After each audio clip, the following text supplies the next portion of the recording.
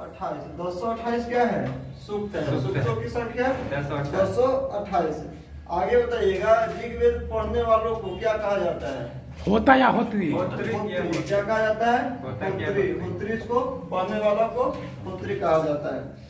आगे बताइएगा, अच्छा, ऋग्वेद में तीसरे मंडल में, ऋग्वेद के तीसरे मंडल में किसका उल्लेख किया गया है? गायत्री मंत्र का। हाँ, गायत्री मंत्र है। सूर्य देवता सावित्री। सावित्री सावित्री का, सूर्य देवता सावित्री का केवे मंडल में? तीसरे मंडल में। अच्छा, नवे मंडल में किसका उल्लेख किया गया है? सोम का। सोम का। किसका? सोम का। नवे मंडल में सोम का उल्लेख किया गया है। आगे बताइएगा, अच्छा, 8वें मंडल में हस्तलिखित यानी हाथों से लिखी गई खील कहा जाता था। क्या कहा जाता था? अखिल। ये देखिएगा, हिमाचल प्रदेश में जो खेती किया जाता है ना, उसको खील कहा जाता है। यानी जैसे होता है, जैसे नॉर्थ इंडिया में है क्या, झूमी कृषि, झूमी एग्रीकल्चर नॉर्थ इंडिया में, उसी तरह हिमाचल प्रदेश में कृषि को खील कहा जाता है। उस तरह का जो खेती किया जाता है। और यही पूछेगा पर वेस्टर्न घाट में, पश्चिमी घाट में, उसको कहा जाता है कुमारी। इसमें कहते हैं झूमी कृषि, तो अलग अलग इसका रीजनल नाम है। खील कहा जाता है हिमाचल, और इसके हस्तलिखित दिशाओं को खील कहा जाता है। आगे बताइएगा, चतुष्य वर्ण समाज की कल्पना आदि का स्रोत है कौन सा वेद? चतुष्य वर्ण समाज ये कल्पना का आदि स्रोत ऋग्वेद है। और कई मंडल में इसका उल्लेख है? 10वें मंडल में। 10वें मंडल में पुरुष का 4 सूक्त दिया गया है 10वें मंडल में। ये चतुष्य वर्ण है। चतुष्य वर्ण समाज का उल्लेख क्या मंडल में? 10वें मंडल में। अच्छा, 10वें मंडल में ही पुरुष सूक्त का वर्णन किया गया है। पुरुष सूक्त का वर्णन किस में? 10वां मंडल में। 10वें मंडल में। चलिए आगे बताइएगा, 4 वर्ण है कौन कौन? क्षत्रिय, वैश्य, शूद्र और वैश्य। ब्राह्मण, क्षत्रिय, वैश्य और शूद्र। अच्छा बताइएगा, तो ब्रह्मा के मुख से जन्म किसका हुआ है? ब्राह्मण का। भुजाओं से क्षत्रिय का। जंघाओं से शूद्र का। और चरण से वैश्य का। आगे बताइएगा, बीसी का मतलब क्या होता है? बीसी मतलब ईसा मसीह के जन्म के पहले को क्या कहते हैं? बीसी। और एडी का मतलब एडिना कुछ है। एनो डोमिनी। इसका मतलब क्या होता है? एनो डोमिनी। ईसा मसीह के जन्म के बाद। और इनका जन्म कब हुआ था ईसा मसीह का? 533 ईसा के पहले, यानी पहला चल रहा था। तो उसके बाद का पीरियड क्या कहलाता है? एनो डोमिनी। पहले का पीरियड बीसी कहा जाता है। आगे बताइएगा, वामनावतार के 3 पद, यानी वामन अवतार के 3 पदों का ख्याल ऋग्वेद के किस मंडल में किया गया? प्राचीनतम स्रोत क्या है उसका? वामन अवतार का ऋग्वेद है। ऋग्वेद। वामना अवतार किस वेद में है? ऋग्वेद में है। आगे बताइएगा, ऋग्वेद में इंद्र के लिए कितना है? 250। इंद्र के लिए 250। अग्नि के लिए 200। अग्नि के लिए 200। आगे बताइएगा, प्राचीन इतिहास के साधन के रूप में वैदिक साहित्य में ऋग्वेद के बाद कौन सा, किस ब्राह्मण का स्थान आता है? सतपथ ब्राह्मण। सतपथ ब्राह्मण का। ये हो गया। चलिए बात फिर मार दीजिए, रिवीजन बताइएगा। चतुर्थ वर्ण समाज का वर्णन किस वेद में? 10वें मंडल में। और चारों वेद को संग्रह रूप से कहा जाता था, संहिता कहा जाता था। आगे बताइएगा, इसमें मंडल की संख्या 10 को। 10 सूक्तों की संख्या 228। पढ़ने वाला को कहा जाता था होत्री। आगे बताइए, सोम का उल्लेख है मंडल में 9वें मंडल में। और खील क्या कहा जाता था? खेती।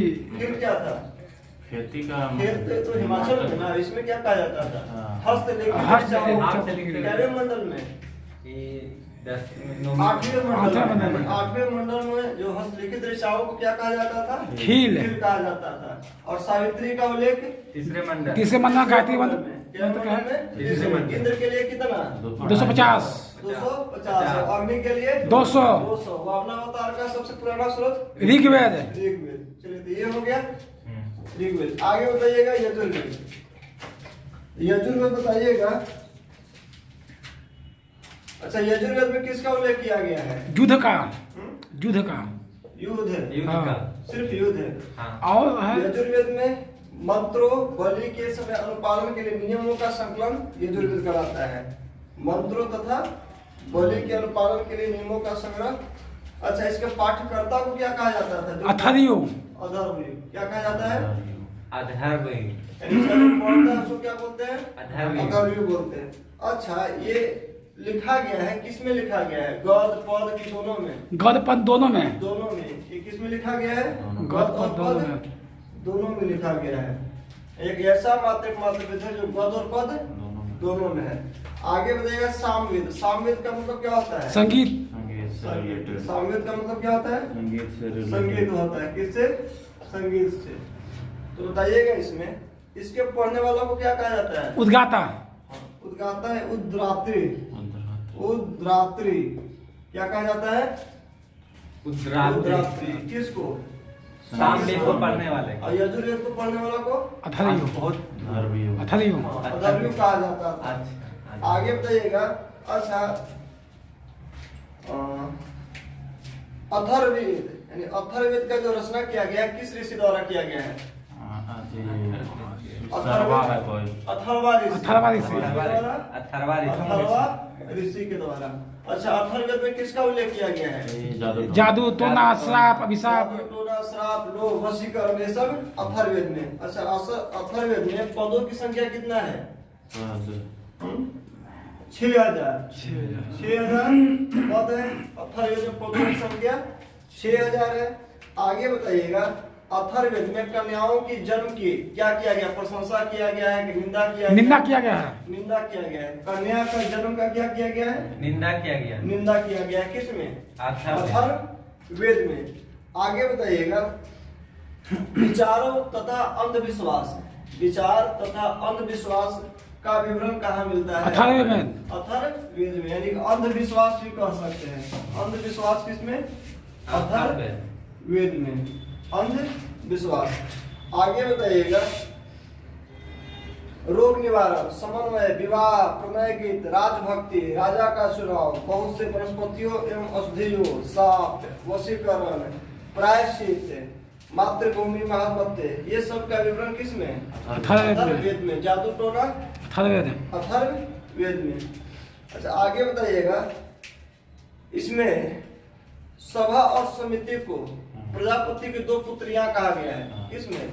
अथर्ववेद में। अथर्ववेद में सभा एवं समिति। सभा एवं समिति को क्या कहा गया है? अथर्ववेद की 2 पुत्रियां कहा गया है।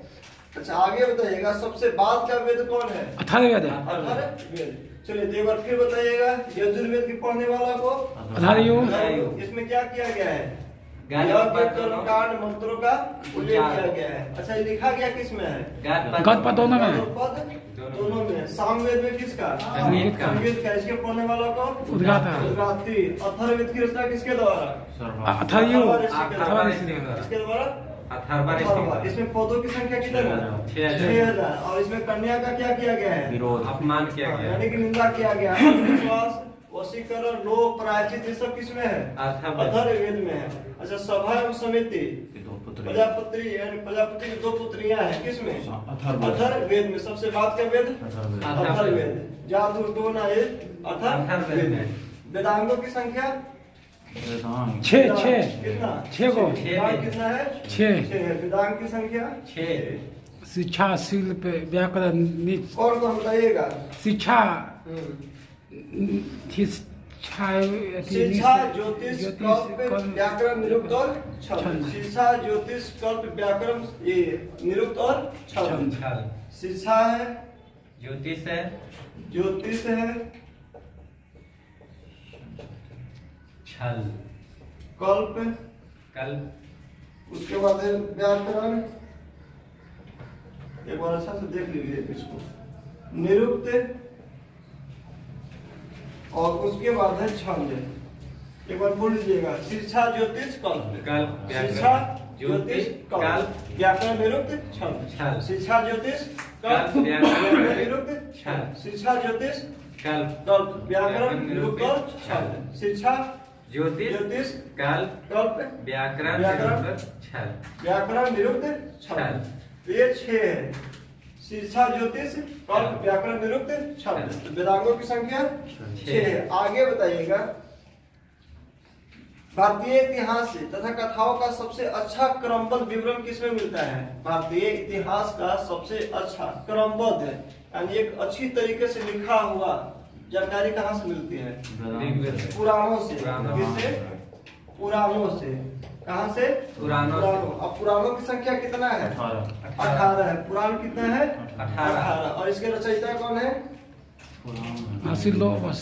लोमवर्ष यानी महर्षि लोमवर्ष तथा इनके पुत्र उग्रश्रवा यानी कि ये है आपका लोमहर्ष, लोमहर्ष और इनके पुत्र उग्रश्रवा, उग्रश्रवा यानी पुराणों के रचयिता है कौन?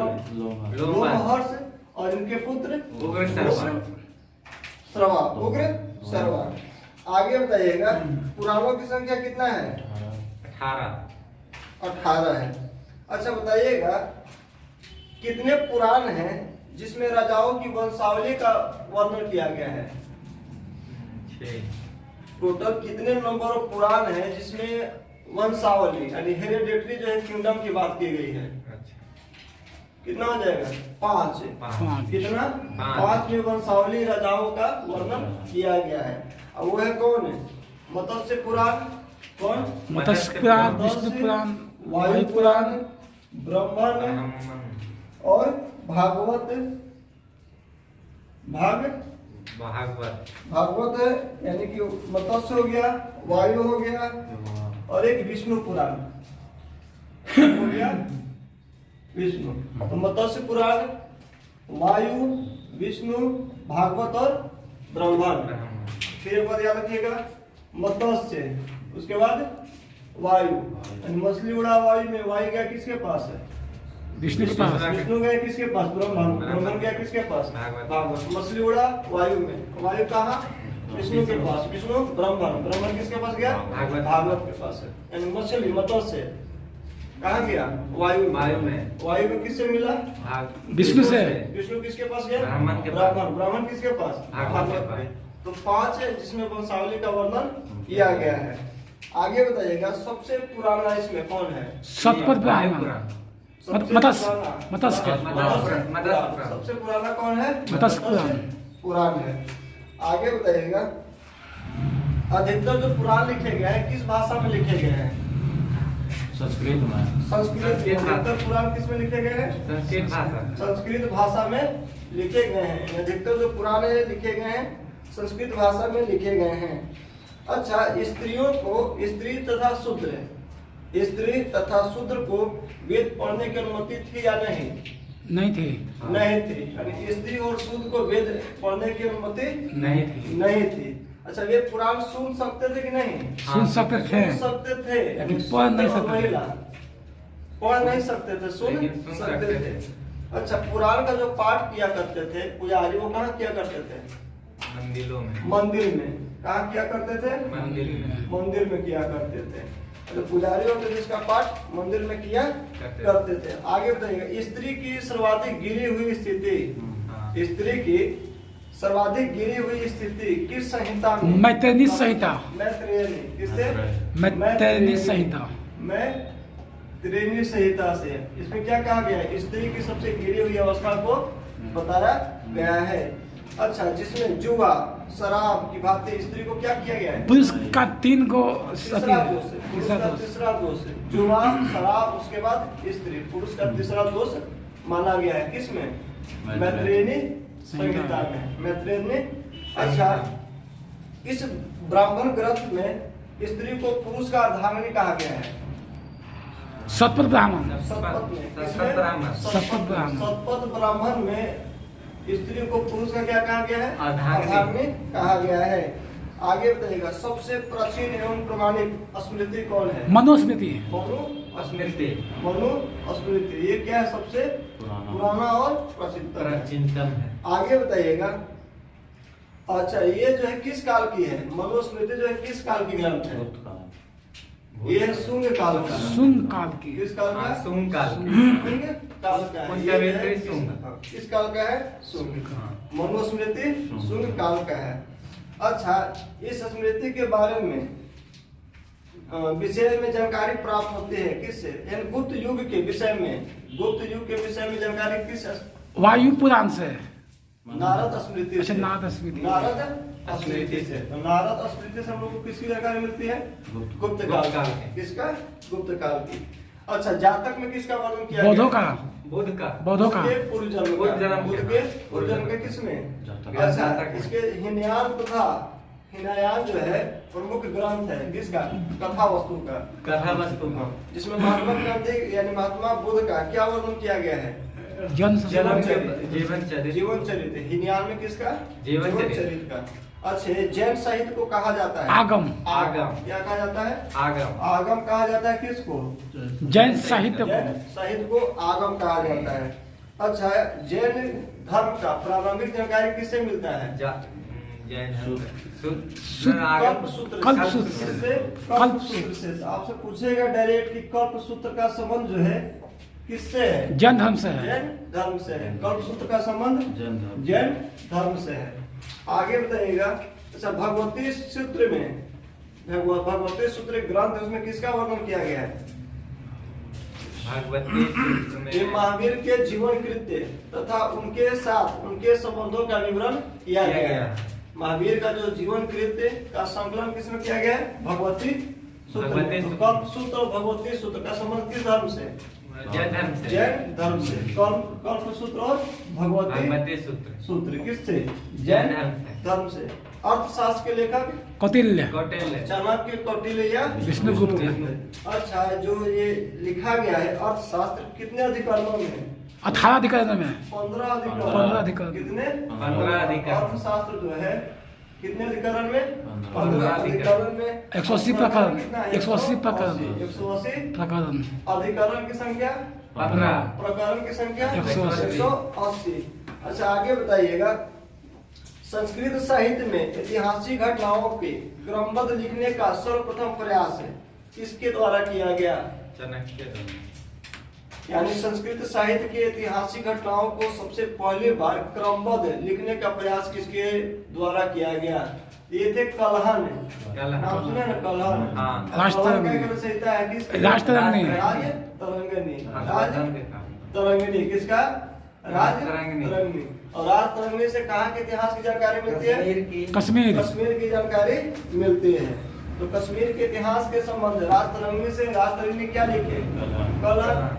आगे बताइएगा, चचनामा, अरबों के सिंध विजय का वृतांत। अली अहमद। चचनामा के लेखक कौन है? अली अहमद। अली अहमद। चचनामा। नामा। नामा कौन है लेखक इसके? अली अहमद। आगे बताइएगा, अष्टाध्यायी के लेखक? पाणिनि। पाणिनि। किस भाषा में लिखी गई? संस्कृत भाषा में। संस्कृत। सही है। आगे बताइएगा, कात्यायन की गार्गी संहिता। कात्यायन की गार्गी संहिता जो है एक ग्रंथ है। कैसा ग्रंथ है? कात्यायन की गार्गी संहिता। गार्गी संहिता जो है कैसा ग्रंथ है? एक ज्योतिष ग्रंथ। ज्योतिष ग्रंथ। कात्यायनी के जो संहिता है, कौन सा संहिता? गार्गी। वो कैसा है? ज्योतिष ग्रंथ है। यानी ज्योतिष से इसका संबंध है। आगे बताइएगा, और इसमें जो भारत पर होने वाले किसके आक्रमण का उल्लेख किया गया है? अरबों से अलग। यवनों का। किसका? यवनों का। यवनों का। किसका? यवनों का उल्लेख किया गया है। आगे बताइएगा, पतंजलि जो थे किसके पुरोहित थे? पुष्यमित्र शुंग के। पुष्यमित्र शुंग का। पतंजलि जो थे किसके थे? पुष्यमित्र शुंग के पुरोहित थे। आगे बताइएगा, जिससे यानी जो महाभाष्य के लेखक कौन है? पतंजलि। पतंजलि। और इसके यानी ये जो जानकारी देता है किस वंश के बारे में? शुंग वंश, किसके बारे में? महाभाष्य। कौन? Mahabhashya, written by Patanjali. और किसके बारे में जानकारी? चलिए दिए हो गया। पुराणों की संख्या 18। इसके लेखक पुराणों की संख्या 18। कितने पुराण है जिसमें वंशावली का अध्ययन किया गया? 5। कौन कौन? मछली गया कहाँ? वायु में वायु गया, विष्णु जी के पास में, विष्णु के भागवत, विष्णु ब्रह्मा भागवत। आगे बताइएगा इसमें राज तरंगिनी के लेखक कलहन। अच्छा। वेदांत की संख्या 6। कौन कौन? शिक्षा, ज्योतिष, कल्प, व्याकरण और शिक्षा, ज्योतिष, कल्प, व्याकरण, निरुक्त, छंद। शिक्षा, ज्योतिष, कल्प, व्याकरण, निरुक्त, छंद। अच्छा। सबसे पुरानी स्मृति मनुस्मृति। किस वंश की जानकारी देती है? शुंग वंश। नामा के लेखक अली अहमद है। अली अहमद। किसका उल्लेख किया गया है? कश्मीर का अरबों का आगमन का। अर्थशास्त्र के लेखक कौटिल्य। चाणक्य, विष्णुगुप्त। कितने अधिकरण में है? 15 अधिकरण। अधिकरणों की संख्या 15। 15 है। अधिकरणों की संख्या 15। अधिकरण 180 तो बोल रहा है। 180 15 अधिकरण ना। हाँ, अधिकरण की 15। संख्या कितना? 180। कितना? 180। अच्छा। पुराण को पाठ कहाँ किया जाता था? मंदिर में। मंदिर में। अच्छा। स्त्री और जो शूद्र थे उसको क्या था? पढ़ने का अलाउ था कि नहीं? पुराण नहीं था। नहीं। सिर्फ क्या था? सुनने का अधिकार था। क्या था? अच्छा। स्त्रियों की सबसे गिरी हुई स्थिति किस संहिता में बताई गई है? मैत्रेयी संहिता। मैत्रेयी संहिता। किसमें? मैत्रेयी संहिता। महाभाष्य के लेखक पतंजलि। महाभाष्य पतंजलि। किस वंश की जानकारी देते हैं? शुंग वंश। शुंग वंश का। आगे बताइएगा। अथर्व 6000 हो गया। कन्या की गिरी स्थिति बताया गया। अंधविश्वास बताया गया है। अच्छा। गार्गी संहिता में किसका उल्लेख किया गया है? ज्योतिष का। ज्योतिष। गार्गी संहिता के लेखक कात्यायनी। और ये यवनों का जो अटैक के बारे में बताया है। अच्छा। नारद स्मृति किसकी जानकारी देता है? नारद स्मृति जो है किसकी जानकारी देता है? गुप्त काल की। किसका? गुप्त काल। गुप्त काल का। जैन साहित्य को क्या कहा जाता है? आगम। आगम। भगवती सूत्र और कल्प सूत्र किसका है वर्णन? किस धर्म से संबंधित? जैन धर्म। जैन धर्म से। अब भगवती सूत्र में किसका उल्लेख किया गया है? महावीर के जीवन चरित्रों का उल्लेख किसमें किया गया है? भगवती सूत्र में। चलिए हो गया। सभा समिति 2 पुत्रियां थी किसकी? अथर्ववेद का। चलिए हो गया ना। चलिए